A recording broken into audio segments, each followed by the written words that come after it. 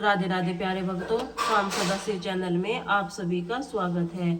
आज हम आपके लिए लेकर आए हैं बृहस्पतिवार व्रत कथा। तो आइए सुनते हैं। प्राचीन समय की बात है। भारत में एक राजा राज्य करता था। वह बड़ा प्रतापी दानी था। वह निश्चय प्रति मंदिर में भगवत दर्शन करने जाता था। वह ब्राह्मण और गुरु की सेवा किया करता था। उसके द्वार से कोई भी याचक निराश होकर नहीं लौटता था। वह प्रत्येक गुरुवार को व्रत रखता एवं पूजन करता था। हर दिन गरीबी की सहायता करता था। परंतु यह सब बातें उसकी रानी को अच्छी नहीं लगती थी। वह न व्रत करती, न ही किसी को एक भी पैसा दान में देती थी। वह राजा से भी ऐसा करने को मना किया करती थी। एक समय की बात है, राजा शिकार खेलने वन को चले गए। घर पर रानी और दासी थी। उस समय गुरु बृहस्पतिवार साधु का रूप धारण कर राजा के दरवाजे पर भिक्षा मांगने आए। साधु ने रानी से भिक्षा मांगी और वह कहने लगी, हे साधु महाराज, मैं इन दान और पुण्य से तंग आ गई हूँ। इस कार्य के लिए मेरे पति देव बहुत है और आप ऐसी कृपा करें कि सारा धन नष्ट हो जाए तथा मैं आराम से रह सकूं। साधु रूपी बृहस्पति देव ने कहा, हे देवी, तुम बड़ी विचित्र हो। संतान और धन से कोई दुखी नहीं होता है, इसको सभी चाहते हैं। पापी भी पुत्र और धन की इच्छा करता है। अगर तुम्हारे पास धन अधिक है तो भूखे मनुष्यों को भोजन कराओ, प्याऊ लगवाओ, ब्राह्मणों को दान दो, धर्मशालाएं बनवाओ, कुआं, तालाब, बावड़ी, बाग, बगीचे आदि का निर्माण कराओ तथा निर्धनों को, कुंवारी कन्याओं का विवाह कराओ, साथ ही यदादि करवाओ। यदि इस प्रकार के कर्मों से आपके कुल और आपका नाम परलोक से भी सार्थ्य होगा एवं तुम स्वर्ग की प्राप्ति होगी। परंतु रानी साधु की इन बातों को खुश नहीं हुई। उसने कहा, हे साधु महाराज, मुझे ऐसे धन की आवश्यकता नहीं जिसको मैं अंत लोगों के दान देती फिरूं तथा जिसको रखने और संभालने से मेरा सारा समय नष्ट हो जाए। साधु ने कहा, हे देवी, यदि तुम्हारी ऐसी ही इच्छा है तो जैसा मैं तुम्हें बतलाता हूँ तुम वैसा ही करना। बृहस्पतिवार के दिन घर आंगन को गोबर से लीपना, अपने केसों को पीली मिट्टी से धोना, केसों को धोते समय स्नान करना, राजा ने कहना और हजामत करवाए, भोजन में मांस मंदिरा खाना, कपड़े धोबी के यहाँ धुलने देना। इसी प्रकार 7 बृहस्पतिवार करने से तुम्हारा सारा धन नष्ट हो जाएगा। यह कहकर साधु महाराज रूपी बृहस्पति देव अंतर ध्यान हो गए। रानी ने साधु के कहने के अनुसार सारा बृहस्पतिवार तक वैसा ही करने का विचार किया। साधु के बताए अनुसार कार्य करते हुए केवल 3 बृहस्पतिवार ही बीते थे कि वह दुखी रहने लगा। तब राजा रानी के कहने लगा कि रानी, तुम यहाँ पर रहो, मैं दूसरे देश को जाता हूँ, क्योंकि यहाँ तुम मुझे सभी मनुष्य जानते हैं, इसीलिए मैं यहाँ पर कोई काम नहीं कर सकता। मैं अब प्रदेश जा रहा हूँ, वहाँ कोई काम धंधा करूँगा, शायद तुम्हारे भाग्य बदल जाएं। ऐसा कहकर राजा प्रदेश चला गया और वहाँ जंगल से लकड़ी काट कर लाता और शहर में बेचा। इस तरह जीवन व्यतीत करने लगा।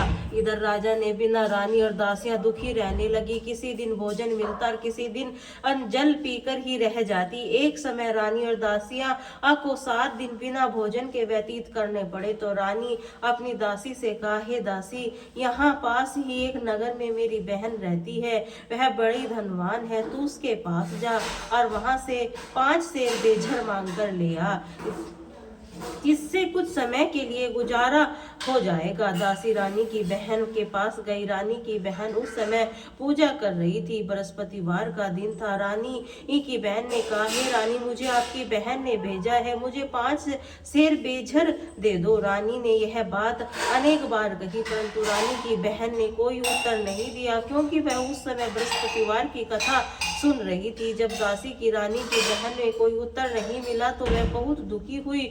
उसे क्रोध भी आया। वह लौटकर रानी से बोली, हे रानी, आपकी बहन बहुत ही घमंडी है, वह छोटे लोगों से बात नहीं करती। मैंने उससे कहा तो उसने कोई उत्तर नहीं दिया।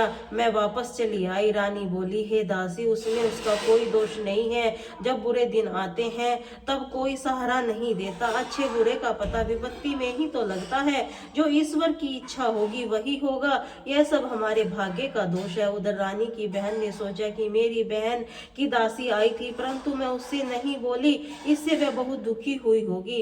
अंत कथा सुनकर विष्णु भगवान का पूजन समाप्त कर वे अपनी बहन के घर आई। कहने लगी, हे बहन, मैं बृहस्पतिवार का व्रत कर रही थी। तुम्हारी दासी हमारे घर आई थी, परंतु जब तक कथा होती तब तक हम लोग न उठते हैं और न ही बोलते हैं, इसीलिए मैं नहीं बोली। कहो दासी क्यों हो गई थी? रानी बोली, बहन, हमारे घर अनाज नहीं था।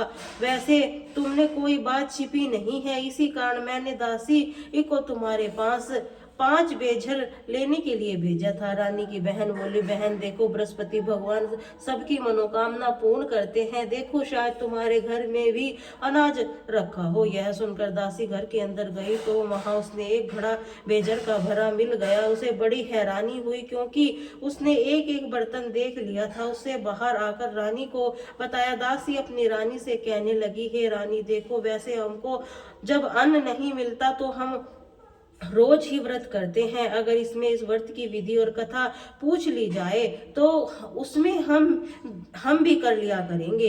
दासी के कहने पर रानी ने अपनी बहन से बृहस्पतिवार व्रत के बारे में पूछा। उसकी बहन ने बताया, हे रानी बहन, बृहस्पतिवार को सूर्योदय से उठकर स्नान करके बृहस्पतिवार का व्रत करना चाहिए, लेकिन सारा दिन सिर नहीं धोना चाहिए। बृहस्पतिवार के व्रत से चने की दाल, मुनक्कों से विष्णु भगवान, केले के वृक्ष की जड़ में पूजन करे, दीपक जलावे। उस दिन एक ही समय भोजन करे। भोजन पीले खाद्य पदार्थों का करे, कथा सुने। इसी प्रकार करने से गुरु भगवान प्रसन्न होते हैं, अन्न पुत्र धन देते हैं। इस तरह व्रत और पूजन की विधि बतलाकर रानी की बहन अपने घर लौट गई। रानी और दासी दोनों ही निश्चय किया कि वे बृहस्पति देव भगवान का पूजन जरूर करेंगी। 7 दिन बाद जब बृहस्पतिवार आया तो उन्होंने व्रत रखा। घुड़सवार आन में जाकर चना और गुड़ बीन लाई और उसकी दाल से एक केले की जड़ में विष्णु भगवान का पूजन किया। अब भोजन कहाँ से लाए? दोनों बड़ी दुखी हुई, परंतु उन्होंने व्रत किया था, इसी कारण बस बृहस्पति देव भगवान प्रसन्न थे। वे एक साधारण व्यक्ति के रूप में 2 थालों में सुंदर पीला भोजन लेकर आए। दासी को देकर बोले, हे दासी, यह भोजन तुम्हारे और रानी के लिए है, तुम दोनों करना। दासी भोजन पाकर बड़ी प्रसन्न हुई। रानी से बोली, रानी जी भोजन कर लो। रानी ये भोजन आने के बारे में कुछ नहीं पता था, इसलिए वह दासी से बोली, जा तू भी भोजन कर, क्योंकि तू हमारी व्यर्थ ही हंसी उड़ाती है। दासी बोली, एक व्यक्ति अभी भोजन दे गया है। रानी कहने लगी, वह भोजन तेरे लिए दे गया है, तू ही भोजन कर। दासी ने कहा, वह व्यक्ति हम दोनों के लिए 2 थालों में भोजन दे गया है, इसीलिए और आप दोनों में साथ साथ भोजन करेंगी। फिर दोनों ने गुरु भगवान को नमस्कार कर भोजन प्रारंभ किया। उसके बाद वे प्रत्येक बृहस्पतिवार को गुरु भगवान का व्रत और पूजन करने लगी। बृहस्पति भगवान की कृपा से उनके पास धन हो गया, परंतु रानी फिर पहले की तरह से आलस्य करने लगी। तब दासी बोली, देखो रानी, तुम पहले भी इसी प्रकार आलस्य करती थी, तुम्हें धन में रखने में कष्ट होता था, इसी कारण तभी सभी नष्ट हो गया। अब गुरु भगवान की कृपा से धन मिला है तो फिर तुम्हें आलस्य होता है। बड़ी मुसीबतों के बाद हमने ये धन पाया है, इसीलिए हमें दान पुण्य करना चाहिए। तब भूखे मनुष्यों को भोजन कराओ, प्याऊ लगवाओ, ब्राह्मणों को दान दो, कुआं तालाब बावड़ी आदि का निर्माण कराओ, मंदिर पाठशाला बनवाकर दान दो, कुंवारी कन्याओं का विवाह कराओ, धन को शुभ कार्यों में खर्च करो, जिससे तुम्हारे कुल का यश बढ़े तथा सुख प्राप्त हो, इस पितृ प्रसन्न हो। दासी की बात मानकर रानी ने उसी प्रकार के कर्म करने प्रारंभ किए, जिससे उसका काफी यश फैलने लगा। एक दिन रानी और दासी आपस में विचार करने लगी कि न जाने राजा किस दशा में होंगे, उनकी कोई खोज खबर नहीं है। गुरु भगवान ने उनकी प्रार्थना प्रार्थना की और भगवान ने रात्रि में राजा को स्वप्न में कहा, हे राजा उठ, तेरी रानी तुझको याद करती है, अब अपने देश को लौट जा। राजा प्रातः काल उठकर जंगल से लकड़ियां काट कर लाने के लिए जंगल की ओर चल पड़ा। जंगल से गुजरते हुए वह सोचने लगा, रानी की गलती से कितने दुख भोगने पड़े। राजपाट छोड़कर उसे जंगल में आकर रहना पड़ा। जंगल से लकड़ियां काटकर उसे बेचकर गुजारा करना पड़ा। उसी समय उस जंगल में बृहस्पति देव एक साधु का रूप धारण कर आए। राजा के पास जाकर बोले, हे लकड़हारे, तुम इस सुनसान जंगल में किस चिंता में बैठे हो, मुझे बतलाओ। यह सुन राजा के नेत्रों में जल भर आया और साधु की वंदना कर बोला, हे प्रभु, आप सब कुछ जानने वाले हैं। इतना कहकर राजा ने साधु को अपनी संपूर्ण कहानी सुना दी। महात्माओं के स्वभाव से भी दयालु होते हैं। वे राजा से बोले, हे राजन, तुम्हारी पत्नी ने बृहस्पति देव के प्रति अपराध किया था, जिसके कारण तुम्हारी यह दशा हुई है। अब तुम किसी प्रकार की चिंता मत करो, भगवान तुम्हें पहले से अधिक धन देंगे। देखो, तुम्हारी पत्नी ने बृहस्पतिवार का व्रत करना प्रारंभ कर दिया है। अब तुम भी बृहस्पतिवार का व्रत करके चने की दाल व गुड़ और चावल के लोटे में डालकर केले के पत्ते से भगवान विष्णु का पूजन करो। फिर कथा कहो या सुनो, भगवान तुम्हारी सब मनोकामना पूर्ण करेंगे। साधु भी प्रसन्न देकर राजा बोला, हे प्रभु, मुझे लकड़ी बेचकर इतना पैसा नहीं बचता जिसे भोजन करने के उपरांत कुछ बचा सकूं। मैंने रात्रि में अपनी रानी को व्याकुल देखा है। मेरे पास कुछ साधन नहीं है जिसके समाचार जान सकूं। फिर मैं बृहस्पतिवार को कौन सी कहानी कहूं या सुनूं, मुझको तो कुछ भी मालूम नहीं है। साधु ने कहा, हे राजन, तुम किसी बात की चिंता मत करो। बृहस्पतिवार के दिन तुम रोजाना की तरह लकड़ियां लेकर शहर में जाओ। तुम्हें रोज से 2 गुना धन प्राप्त होगा, जिससे तुम भली भांति भोजन कर लोगे तथा बृहस्पति देव की पूजा का सामान भी आ जाएगा। बृहस्पति देव की कथा इसी प्रकार है। प्राचीन काल में एक बहुत ही निर्धन ब्राह्मण था। उसकी कोई संतान नहीं थी। वह नित्य पूजा पाठ करता, परंतु उसकी स्त्री बहुत मलिनता के साथ रहती थी। वह न स्नान करती, न किसी देवता का पूजन करती। प्रातः काल उठते ही सर्वप्रथम भोजन करती, बाद में कोई अन्य कार्य करती। ब्राह्मण देवता बहुत दुखी रहते थे। पत्नी को बहुत समझाते, किंतु उसका कोई परिणाम न निकलता। भगवान की अनुकंपा से एक समय उस ब्राह्मण की पत्नी गर्भवती हो गई। 10वें महीने में एक सुंदर कन्या को जन्म दिया। निर्धन ब्राह्मण कन्या के जन्म से बहुत दुखी हुआ। धीरे धीरे ब्राह्मण की कन्या बड़ी होने लगी। बचपन से ही उस कन्या की रुचि भगवान विष्णु की पूजा में थी। वह प्रातः उठते ही स्नादित करके भगवान विष्णु की पूजा करके मंदिर में जाती थी। बृहस्पतिवार को व्रत करके विधिवत पूजा पाठ करती थी। पूजा पाठ के बाद वह पढ़ने के लिए पाठशाला में जाती थी। घर को चलाते हुए मुट्ठी भर जौ साथ लेकर जाती और पाठशाला के रास्ते में थोड़े थोड़े जौ गिराती जाती थी। जब वह पाठशाला से घर लौटती तो जौ के वह दाने सोने में बदले हुए मिलते थे। लकड़ी सभी सोने के दाने बीन लाती थी। एक दिन जब वह सोने के दानों को साफ कर रही थी, उसकी माँ ने कहा, बेटी, सोने के दाने साफ करने के लिए सोने का सूप भी होना चाहिए। अगले दिन बृहस्पतिवार था। उसने भगवान बृहस्पति देव की पूजा करते हुए प्रार्थना की, हे भगवान, यदि मैंने आपका व्रत विधि पूर्वक किया है तो मुझे सोने का सूप दे दो। भगवान बृहस्पति देव से उसकी मनोकामना पूरी करने का वचन किया। पाठशाला से लौटते समय उसे रास्ते में सोने का सूप पड़ा मिला। वह घर लौटकर सोने का सूप अपनी माँ को दिखलाकर वह सोने के दाने साफ करने लगी। उसी समय नगर का राजकुमार उसके घर के पास से गुजरा। उस सुंदर लकड़ी को सोने के सूप में जो साफ करते देख राजकुमार उस पर मोहित हो गया।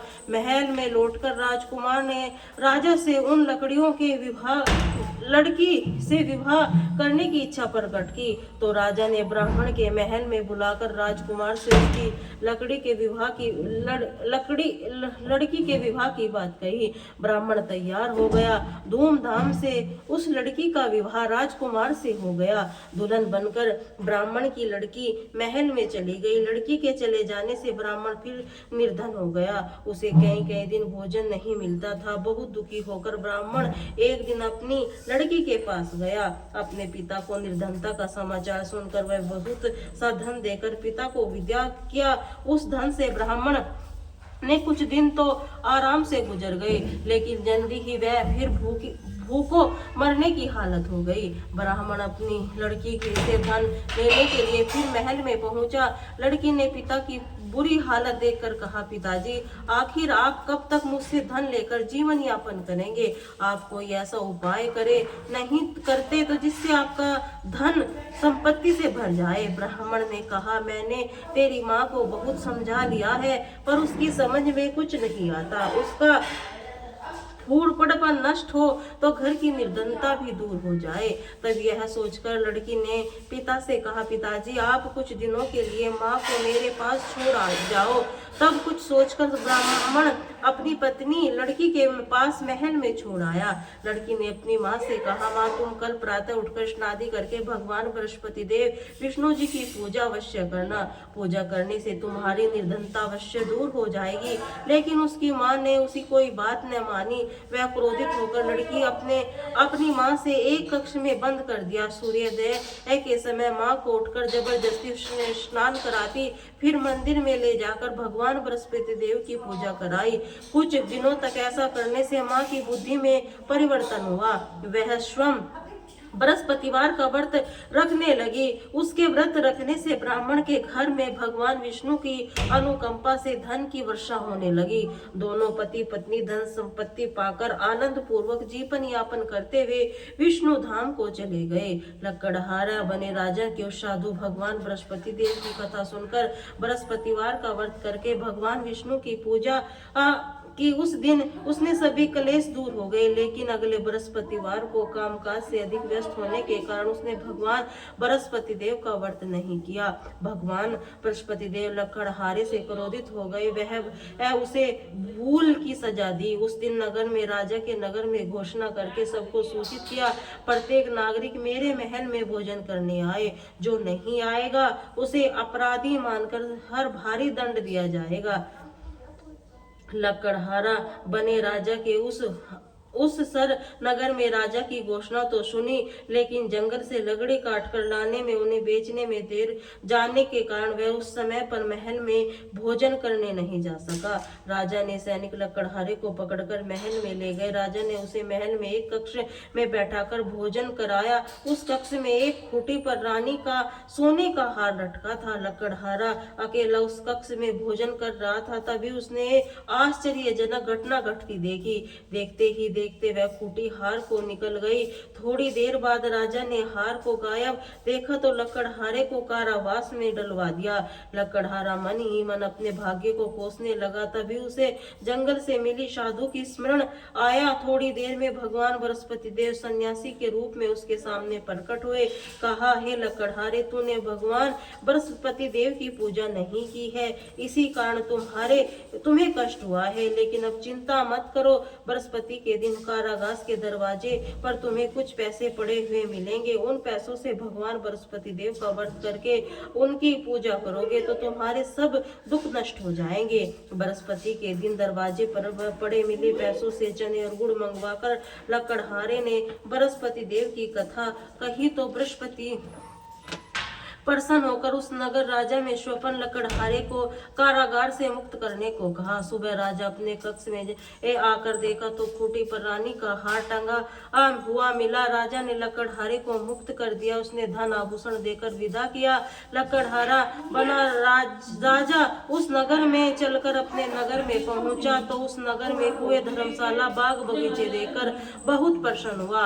राजा ने किसी से पूछा कि ये कुआं, धर्मशाला किसने बनवाई है? उसने बताया कि ये सब रानी और उसकी दासी ने बनवाई है। राजा महल में पहुंचा तो रानी ने उसका भव्य स्वागत किया।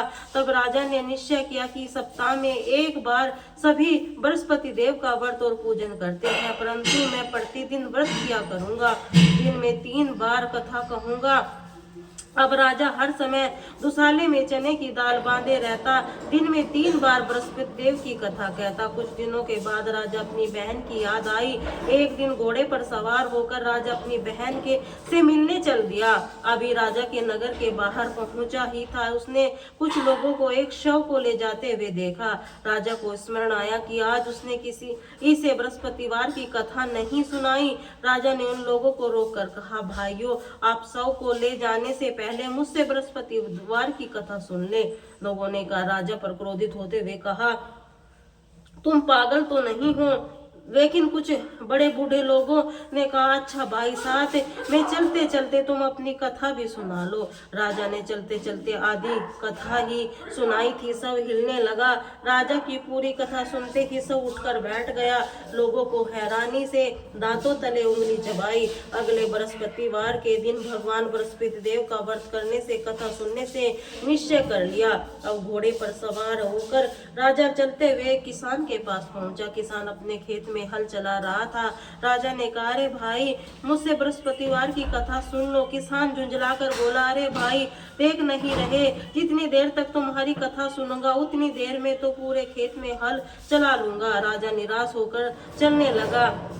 तभी किसान के बैल लड़खड़ाकर जमीन पर जा गिरे। किसान के पेट में भी जोरों का दर्द होने लगा। उस किसान की पत्नी जब खाना लेकर आई, उसने किसान के इस बारे में पूछा। किसान घुड़सवार की पूरी कहानी सुनाई। किसान की पत्नी दौड़ते हुए राजा के पास पहुंचकर हाथ जोड़कर बोली, भैया, मैं तुम्हारी कथा सुनने को तैयार हूँ। राजा ने उसके साथ खेत पर पहुंचकर बृहस्पतिवार की कथा सुनाई। तभी बैल उठकर खड़े हो गए। किसान ने पेट का दर्द भी तुरंत ठीक हो गया। राजा अपनी बहन के घर पहुंचा। उसकी बहुत आव भगत हुई। अगले दिन सुबह उठकर राजा ने देखा, घर के सभी लोग भोजन कर रहे थे। किसी भूखे हुए बृहस्पतिवार की कथा सुनाए। राजा भोजन नहीं करता। उसने बहन से कहा, बहन, क्या घर में कोई ऐसा व्यक्ति है जिसने अभी तक भोजन न किया हो? उसकी बहन बोली, भैया, हमारे घर में तो क्या आपको पूरे नगर में कोई ऐसा व्यक्ति नहीं मिलेगा जिसने सुबह सुबह भोजन न किया हो? तब राजा ने अपनी बहन के घर से निकलकर एक नगर में बिना भोजन किए हुए व्यक्ति की तलाश की। एक गडरिये ने घर में उसका बेटा बीमार होने के कारण भूखा रह गया था। राजा ने उसको जाकर बृहस्पतिवार की कथा सुनाई। कथा सुनते सुनते गडरिये का बीमार बेटा बिल्कुल ठीक हो गया। उसने राजा की बहुत प्रशंसा की। एक दिन राजा ने अपनी बहन से कहा, बहन, अब हम अपने घर जाना चाहते हैं, तुम भी हमारे साथ चलो, कुछ दिन वहां रहकर लौट आना। राजा की बहन अपनी सास से पूछा तो सास ने ताने देते हुए कहा, बहू मायके जाना तो अकेली जाना, मेरे पोतों को नहीं ले जाना। तुम्हारे भाई की कोई संतान नहीं है। कोई तुम्हारी भाभी मेरे पोते पर कोई जादू टोना न कर दे। दूसरे कक्ष में बहन की सास की बातें सुनकर राजा दुखी मन से अकेला ही अपने नगर को लौट आया। रानी से राजा से कहा, आप तो अपनी बहन को साथ लाने की बात कहकर गए थे, फिर बहन को साथ क्यों नहीं लाए? तब राजा दुखी होते हुए कहा, रानी, हम निसंतान हैं, इसीलिए हमारे घर आना पसंद नहीं करता। रानी राजा को समझाया, हे प्राणनाथ, हमें बृहस्पति देव ने सब कुछ दिया है, अब भगवान बृहस्पति देव हमें संतान भी अवश्य देंगे। बृहस्पतिवार को विधिवत व्रत करते हुए राजा रानी ने भगवान बृहस्पति देव से संतान के लिए प्रार्थना की। कुछ दिनों के बाद उन्होंने स्वप्न में दर्शन देते हुए कहा, हे राजन, तेरी मनोकामना अवश्य पूरी होगी। एक सप्ताह बाद रानी गर्भवती हो गई। 10वें महीने रानी के एक सुंदर पुत्र को जन्म दिया। राजा रानी जीवन यापन बृहस्पतिवार का व्रत करते रहे। उनके घर में धन की वर्षा होती रही। इसी तरह आनंद पूर्वक जीवन यापन करते हुए राजा रानी भगवान बृहस्पति देव की अनुकंपा से मोक्ष को प्राप्त करके सीधे वैकुंठ धाम पहुंच गए। बृहस्पति देव की विधिवत व्रत करने से जो स्त्री पुरुष भगवान विष्णु की पूजा करते हैं, भगवान उनको सभी मनोकामना पूरी करते हैं। ओम जय जगदीश हरे स्वामी, जय जगदीश हरे, भक्ति जनों के संकट दास जन के संकट क्षण में दूर करे। ओम जगदीश हरे, जो ध्यावे फल पावे, दुखी विनी वनी को स्वामी, दुखी विनी से वनी को सुखी संपत्ति करे, वे कष्ट मिटे तनि को। ओम जय जगदीश हरे। माते पिता तुम्हें मेरे शरण गहूँ, मैं किसी की शरण गाहूँ मैं किसी की, तुम बिनी और न दूज आस करूँ मैं जिसी की। ओम जय जगदीश हरे, तुम्हें पूर्ण परिमात्मा, तुम्हें अंतरी हमी स्वामी, तुम्हें अंतर्यामी पारि ब्रह्म परमेश्वर, तुम्हें सभी के स्वामी। ओम जगदीश हरे, तुम करुणा के सागर, तुम्हें पालनी करिता स्वामी, तुम्हें पालनी करिता। मैं मूर्ख खल का कृपा करो बरिता।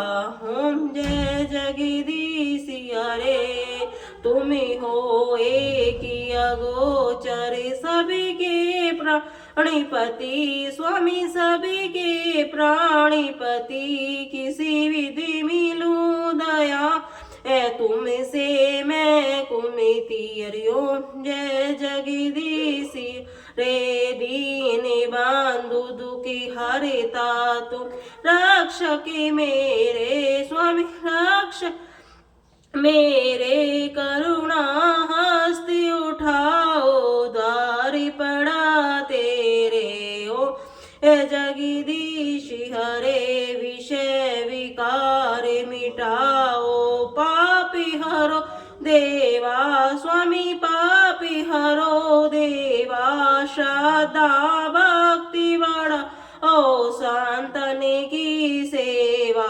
ओम जय जगदीश हरे, ओम जय जगदीश हरे स्वामी, जय जगदीश हरे। भक्ति जनों के संकट, दासी जन के संकट क्षण में दूर करे। ओम जय जगदीश हरे।